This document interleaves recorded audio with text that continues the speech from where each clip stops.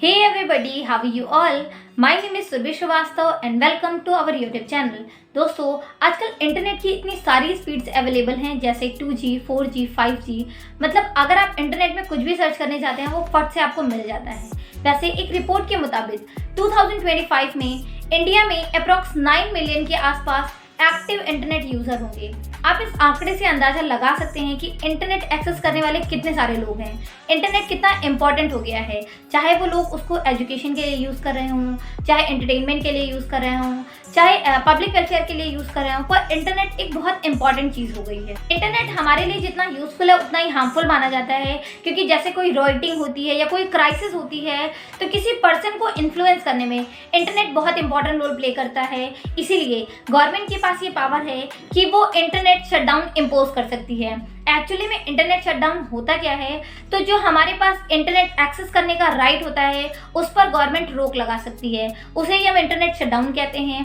और ये जो शटडाउन वो एक लिमिटेड पीरियड के लिए लगाया जा सकता है। अगर वो इंडेफिनिट पीरियड के लिए लगाया जाता है तो वो इलीगल माना जाएगा। ऐसा सुप्रीम कोर्ट ने अपने केस में जजमेंट भी दिया है।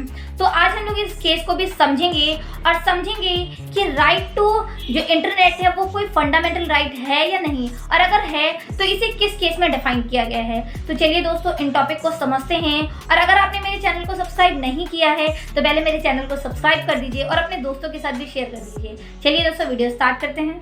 सो गाइस, पिछले 10 सालों में इंडिया में लगभग 400 से ज़्यादा इंटरनेट शटडाउन किए गए और सबसे बड़ा इंटरनेट शटडाउन जम्मू और कश्मीर में लगा और ये 213 डेज़ के लिए लगा। बस यहाँ से ही इंटरनेट शटडाउन की कहानी शुरू होती है। एक्चुअली में 4 अगस्त 2019 को जब पार्लियामेंट ने कॉन्स्टिट्यूशन के आर्टिकल 370 को रिवोक करते हुए state of Jammu and Kashmir को 2 यूनियन टेरिटरीज में डिवाइड कर दिया, जो कि जम्मू और कश्मीर और लद्दाख था। इसके डिवाइडेशन के साथ ही साथ सिक्योरिटी को मेंटेन करने के लिए सेक्शन 144 वहाँ पे अपोज किया गया।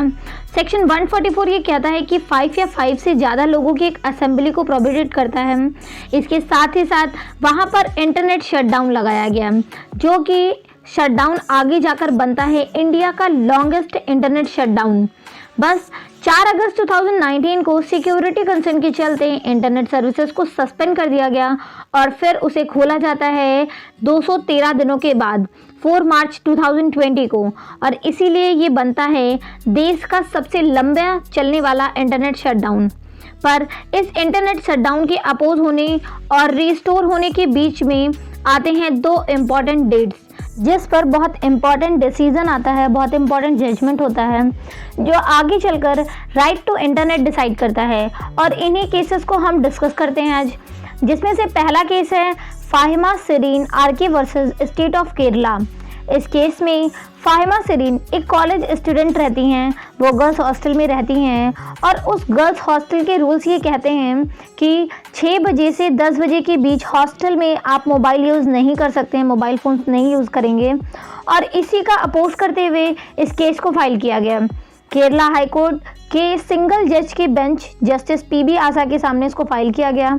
इस कोर्ट ने स्टूडेंट के लर्निंग प्रोसेस और डेवलपमेंट को ध्यान में रखते हुए एक बहुत बड़ा निर्णय दिया और कहा कि right to access internet is the fundamental right, जिसे राइट टू प्राइवेसी के साथ आर्टिकल 21 में जोड़ा गया और साथ ही राइट टू इंटरनेट को राइट टू एजुकेशन के साथ जोड़ा गया। तो इस केस में राइट टू इंटरनेट को एक फंडामेंटल राइट माना गया है। It means right to internet is a fundamental right.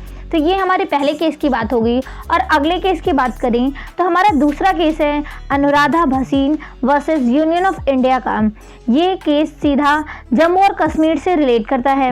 ये केस फाइल किया गया था 10 जनवरी को, जिसमें 4 अगस्त से चल रहे इंटरनेट बैन को चैलेंज किया गया और ये कहा गया कि मूवमेंट पर रेस्ट्रिक्शन के साथ साथ ऑनलाइन कम्युनिकेशन के सारे मीडियम को शट डाउन करना फंडामेंटल राइट्स आर्टिकल 19 के वॉयलेटिव हैं। Right to internet is a part of article 19(1).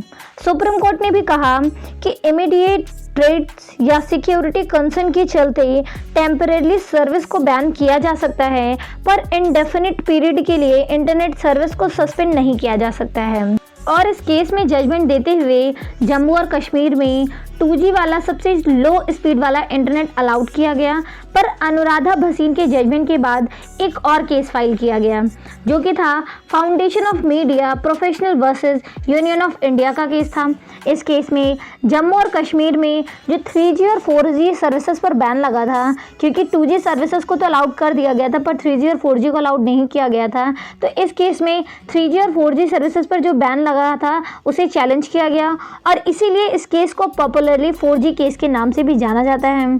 इस केस में ये कहा गया कि इंटरनेट सर्विसेज पर लगने वाले ऐसे ban right to education, right to profession, right to health और ऐसे बहुत सारे फंडामेंटल राइट्स को वायलेट करता है।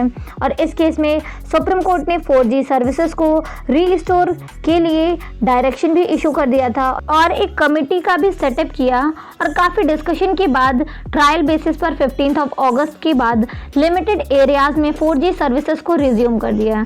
तो गाइज ये 3 केसेस थे जिसके बेस पर राइट टू इंटरनेट डिसाइड हुआ था। सो गाइज आज हमने 3 केसेस के बारे में डिस्कशन किया।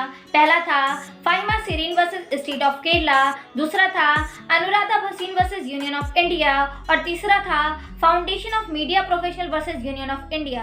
इन तीनों केसेस में आज हमने डिस्कशन किया कि क्या राइट टू इंटरनेट एक फंडामेंटल राइट है या नहीं। तो गाइज होप सो आपको ये टॉपिक क्लियर हो गया होगा। अगर इन टॉपिक में कहीं भी कंफ्यूजन हो आप हमसे कमेंट सेक्शन में पूछ लें। अगर आपको मेरा वीडियो पसंद आया है तो लाइक कमेंट शेयर जरूर कर दें और मेरे चैनल को भी सब्सक्राइब कर दें। Thanks for watching, bye bye, take care.